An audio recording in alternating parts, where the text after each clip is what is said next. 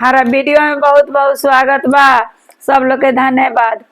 कहाँ से आयल टिकवा, कहाँ से आयल नथिया, कहाँ से आयल नथिया, कहाँ से आयल हो, कहाँ से आयल हो, कर लगुआ बोल मुआ, कहाँ से अइले हो, कर लगुआ बोल मुआ, कहाँ से अइले टिकवा, कहाँ से अइले बचावा, कहाँ से अइले हो, कहाँ से अइले हो, कर लगुआ बोल मुआ, कहाँ से अइले हो, कर लगुआ बोल मुआ।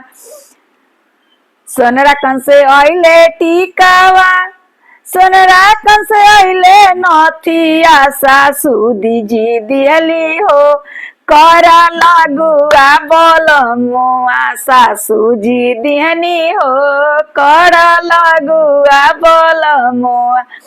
कहाँ शोभे टिकवा, कहाँ रे शोभे नथिया, कहाँ रे शोभे नथिया, कहाँ रे शोभे ना, सासू जी के हमरा बेटावा, कहाँ रे शोभेला हमरा सासू जी के बेटावा।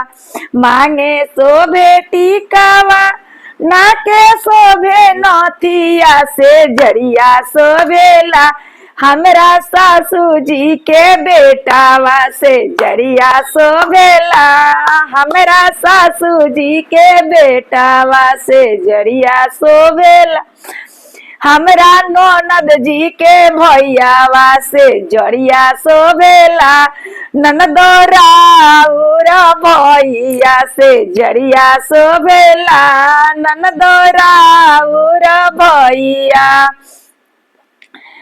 आती हमारे झुमर वालों के पसंद पड़ी तो हमरा के सब्सक्राइब करम जे सब्सक्राइब कर देले बानी तो हमार वीडियो के अपन शेयर भी हमार कर देम। अगर गीत अच्छा लगे तो